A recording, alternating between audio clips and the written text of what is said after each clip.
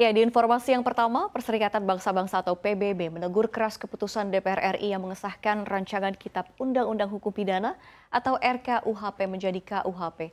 Badan multilateral itu merasa ada hal dalam aturan baru yang tidak sesuai dengan nilai-nilai kemanusiaan. PBB menyatakan pihaknya menemukan KUHP yang direvisi tidak sesuai dengan kebebasan dasar dan hak asasi manusia atau HAM dan juga diskriminatif. PBB khawatir beberapa pasal dalam KUHP yang direvisi bertentangan dengan kewajiban hukum internasional Indonesia sehubungan dengan HAM. Selain itu, beberapa pasal juga dinilai berpotensi mengkriminalisasi karya jurnalistik dan melanggar kebebasan pers.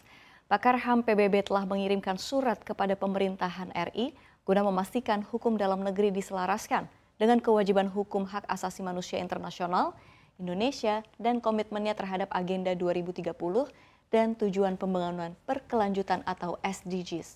Meski demikian, PBB mengaku siap membantu Indonesia dalam upayanya memperkuat kerangka legislatif dan kelembagaan.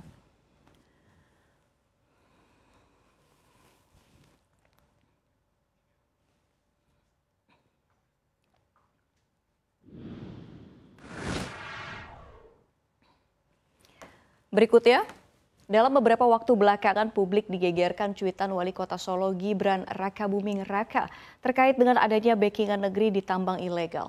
Terungkap backingan yang dimaksud memiliki sebutan Langit 7.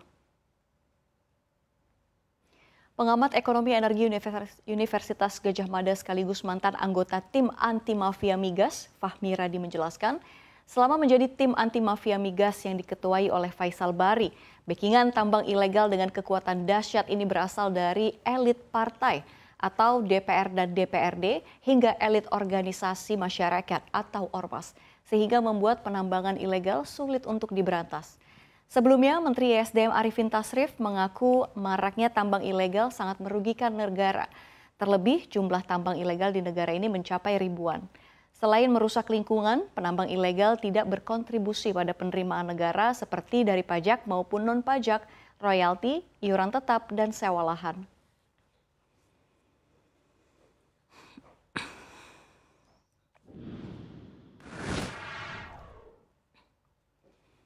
Ya, berikutnya, Presiden Rusia Vladimir Putin disebut-sebut unggul besar dari Amerika Serikat saat hubungan diplomatik kedua negara memanas akibat perang Ukraina.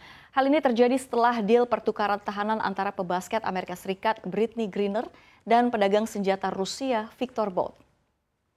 Editor keamanan internasional di CNN Internasional, Nick Patton Walls menyebut pertukaran ini membuat Putin berada di posisi yang lebih untung dibandingkan Washington. Pasalnya, Griner dijatuhi hukuman penjara Rusia hanya karena memiliki 1 gram minyak ganja, sementara Bout kelas kakap.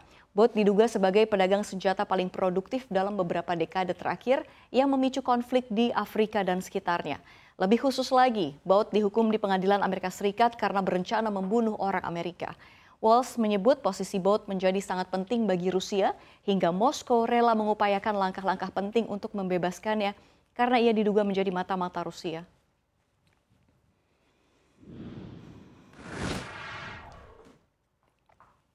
Di informasi yang terakhir, Kepala Badan Pusat Statistik atau BPS Margo Yuwono memperingatkan pemerintah mewaspadai gejala pembatasan dan pengetatan ekspor di sejumlah negara yang akan dapat berdampak pada inflasi di Indonesia. Pasalnya, Margo mengatakan Indonesia masih mengandalkan impor sejumlah produk pangan, mulai dari bawang putih, gula, hingga gandum. Margo mengatakan secara umum inflasi masih baik, hanya saja perlu kehati-hatian dengan impor. Sebagaimana disampaikan oleh Bulog bahwa adanya restriksi ekspor. Ini perlu mendapat catatan penting bagaimana mengantisipasi inflasi barang-barang impor seperti gandum. Mengutip paparannya dalam rapat berdasarkan volume impor sepanjang Januari-Oktober 2022, pangan yang paling banyak diimpor diantaranya bawang putih 404.600 ton, beras giling 32.500 ton, beras pecah 269.000 ton, gandum dan meslin 7,88 juta ton, daging jenis lembu 203.500 ton, garam 2 juta ton, dan gula 5,23 juta ton.